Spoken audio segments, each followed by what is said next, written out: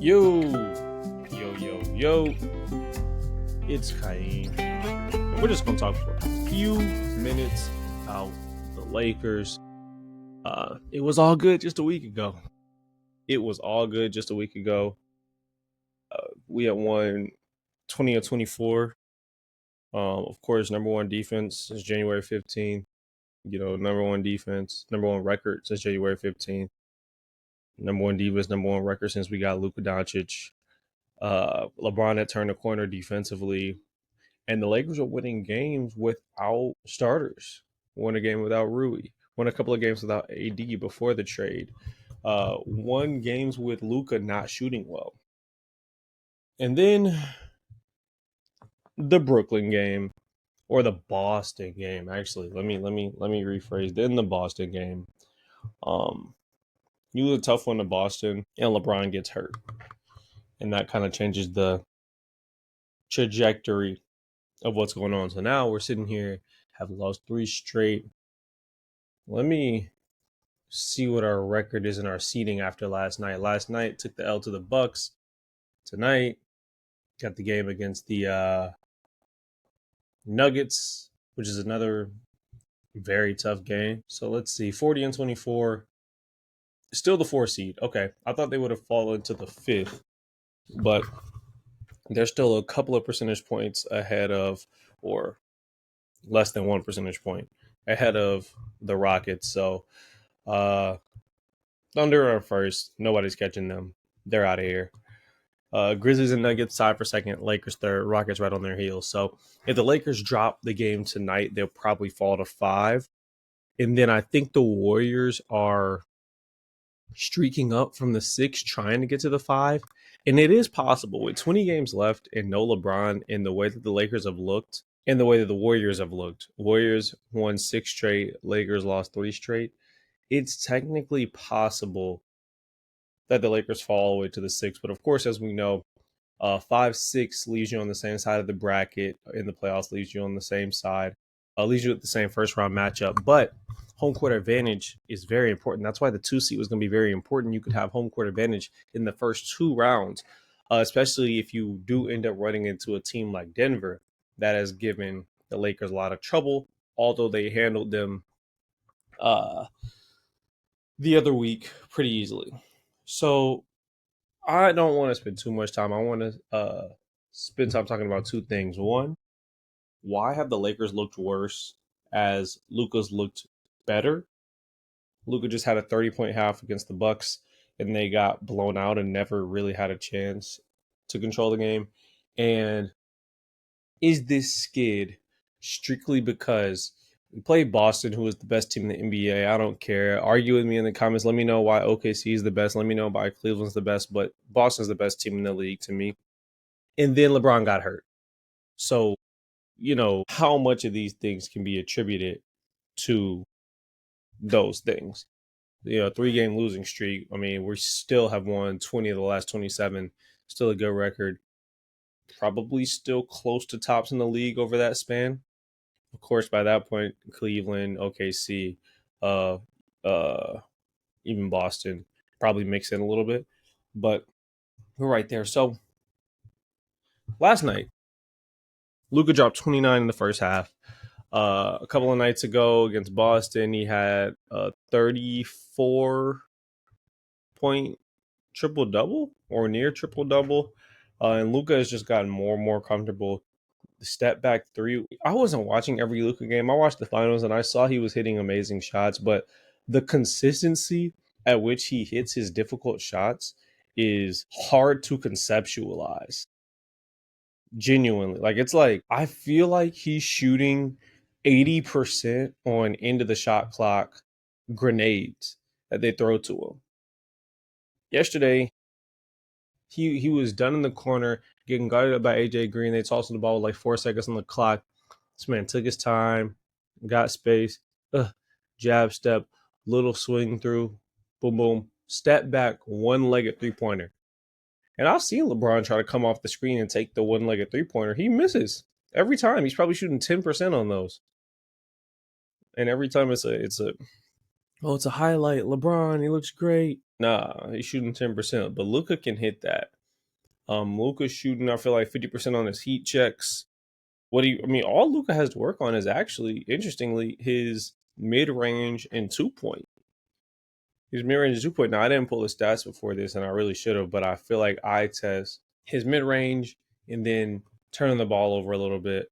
JJ Redick said after the game yesterday to the Bucks that all the turnovers weren't his fault, that there's some execution errors, and JJ kind of seemed to be protecting Luka, and that's except for the Brooklyn game, which he didn't protect anybody. That strikes me as something. Something. I'm not gonna say something alarming yet, but JJ doesn't seem to be the type of coach that coddles a player. And even LeBron, he doesn't call LeBron out or anything like that on a regular basis. But I also feel like he doesn't come to the podium and say, "Hey, LeBron turned the ball over 7 times. It's not his fault." LeBron gets a tech 60% of the time in a game, or 60% of the games. It's not his fault. Hey, ref's fault. I feel like it strikes me as a little odd that JJ feels protective, and maybe it's just because of the psyche of Luka, trying to make Luka feel comfortable. LeBron's been there for 7 years. JJ's at least been there for a training camp, and in the beginning of this year, Luka just got here less than 15 games ago. He was traded suddenly after he bought a house from a city he loved, from a team he loved, and then they poo-pooed him on the way out, called him fat, lazy, stinky. Like, it's one thing to get broken up with, it's one thing to get dumped, but it's another thing if you just bought the ring, you think you're going to be together for the rest of your life, then you get dumped suddenly, and they tell you, I don't even care if you go with somebody else famous, you go with somebody else rich, just get out of my hair. And then you go on social media slandering, or even if it's the truth, just like talking down on your name, talking down on my, how would that feel? And I mean, to be honest, professionally, that's what happened to Luka. And we sometimes have to remember the human aspect of what's going on. So maybe that's why JJ coddles, but it also makes me think maybe Luka does have some growing to do. And maybe in a short few weeks, in a month or so, the Lakers have realized, okay, this player is a little bit juvenile, and we have to build him up and help him to become the professional that we want him to become. And until he signs that extension, we just need to worry about making him comfortable, and then we'll worry about that later. So a little bit alarming there that Lucas turned the ball over like 50, maybe 18 times in the last 3 games. And the answer is it's not all his fault. It's our other guy's fault. We need to execute from the coach. That's just a little bit odd. Now, to Luka's credit, he comes to the podium every game and says, it was my fault. I had to play better. I'm turning the ball over, guys. He even said last night, taking care of the ball is the most important thing. I know that. I got to do better. They are my fault. So Luka is coming to the podium every day and taking accountability, which is actually a breath of fresh air. As a LeBron fan, a Lakers fan, I feel like it's been a while since uh, LeBron just comes to the podium and just takes accountability. Hey, I didn't make defensive rotations. I didn't do this. I didn't do that. And so that's been great to watch. Why has the team been losing as Luka's been coming more and more out of his shell outside of the Denver game? I think it's impossible to separate from our next topic, which is LeBron James got hurt. And then LeBron James got hurt is actually just the headline, but the Lakers are down 3 starters: LeBron, Rui, Jackson Hayes. And Austin's coming back from injury. And to be honest, Luka's coming back from injury, to be 100% honest. So you've got 3 starters out, and DFS missed the game before this one. So that's 4: LeBron, Jackson, Rui, DFS. You're missing 4 of your top 6 or 7 guys, depending on where you want to put Vando and Vincent. But I consider DFS one of the first 2 guys off the bench. So we're missing 4 top 6 guys in our rotation. Luka's going to take more shots, and that's going to allow him to get into more of a rhythm because obviously his percentages and where we are used to seeing it from Luka. But I think genuinely, I watched the game against Giannis. I don't think it's some kind of ISO ball, James Harden in his prime. We can't win like this. I do think heliocentric basketball is very difficult to win a championship with. But I think when you have LeBron and Luca, um, you can overpower the usual trend because that's just so much star power. But I think you can't separate the fact that you need a vertical spacer. If you're Luca, you come off, they double you, or the drop coverage big comes up to take your layup away or your floater away. You have that vertical lob. I think he's missed that with Alex Lynn out there. Alex Lynn is, he's like a fringe NBA guy. He's like a G League guy, and he's starting for us. Koloko, I think Koloko plays well when he gets out there. I don't know what he's done to JJ, but I guess he's young. He's raw. Jemison is imposing. He plays hard, but he has bad hands. He has hands like me. Like out there, you give him a pass, he might drop it. And then Austin, especially Austin and Luca too, they like to put zip on those passes because um, those defenders are splitting the difference. So when Luca comes, he's dribbling to his right, strong side off the ball screen. Luca likes to get in the air, but there's two to the ball. So when they come off the ball screen, normally they're blitzing. So they're coming off of it, and then the weak side defender is splitting the difference between the shooter in the corner and the big rolling down the middle, to make a long story short. So Luca gets in the air, uses his eyes normally to freeze the defender to the and send him to the guy he doesn't want to throw the ball to, and then he launches the ball. But sometimes those defenders can kind of linger and really make a choice. And I feel like Luca sometimes has a decision in his mind of who he's going to throw the ball to before he gets in the air, and he's going to throw that.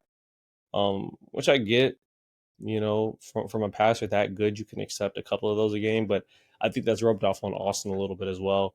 And when you have guys in there that you have to throw it low to, like you're a big, so the advantage you have is throwing it up, which is why Jackson Hayes is so awesome. He can throw it up and catch everything.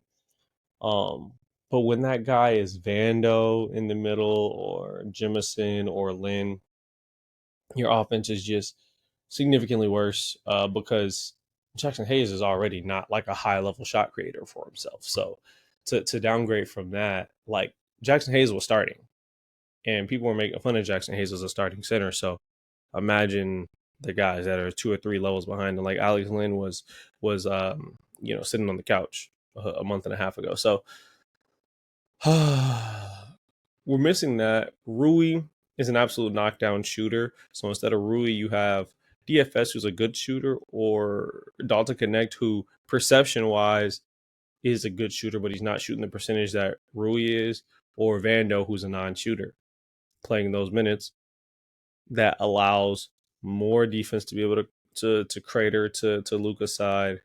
And then Austin, who's supposed to be your guy, is just getting back into a rhythm last night. Like just in the second half last night, when it was kind of too little too late, he started getting back into a rhythm, which was one of the good silver linings for the game. So I wouldn't look into it too deeply. LeBron's out. God willing, he's back before the end of the month. I got some people's going to the Memphis game at the end of the month, and so I hope and pray he's back for them to see that. Uh, if not, hopefully Luke and Ja play. All these things are kind of up in the air. But when you're missing 3 starters and your 3 biggest starters, well, arguable between Rui and Luca because Luca's a huge man. But when you're missing your 3 front court starters, let me say, uh, LeBron, Rui, Jackson, no excuses. Play hard. Don't turn the ball over. Like I'm very much a control what you can control guy. I don't like complaining about the refs all the time. I don't like complaining about the schedule all the time. Like even though those things genuinely are tough to overcome sometimes, but control what you can control. And I want the Lakers to do that and God willing stay in the top 4 and just at worst stay in the top 5, and they're 4 games up on Golden State. So at least in the loss column. So I think that's doable. and then we bide our time. We bide our time. We get a couple of surprising wins. No team, even like the Wizards, the Hornets, the Jazz, they don't go 0-82. And we have Luka. So just like the Hornets have LaMelo and they can still win, you know, 10 out of every 60 games, like the Lakers aren't going to go over while LeBron's out. So even though the teams could be better, so they're going to get a couple of these wins off the other team having a bad shooting night, Lakers having a good game plan, Lakers playing hard. So I wouldn't worry too much playoff wise. I don't think the Lakers playoff and chances to win a championship have been affected detrimentally by this latest 3-game stretch. So that's what Austin said. That's what JJ said post game yesterday. It was all good just a week ago. That might be what I named this episode, but just wanted to come in and give a little give a half post game of the Bucks game and half just state of the Lakers post LeBron. Now, disclaimer: if LeBron, Rui, or Jackson, or Austin and Luka come back in their 50% because of these injuries, everything changes. Their chances are certainly detrimental, but I don't think the 2 seed versus the 5 seed changes who I think they can beat. I think it's going to be hard to beat OKC. I think it's going to be very challenging to beat Denver, and I like the Lakers' chances with anybody else, and I think that's going to be the same whether they have home court advantage or not. We know they made the Western Conference Finals run 2 years ago from the 7 seed, so LeBron has a quote, y'all can look it up, it's way back, like maybe 2017 or 2018, and he says, like, I don't care if it's 1 seed, 4 seed, 6 seed, 8 seed.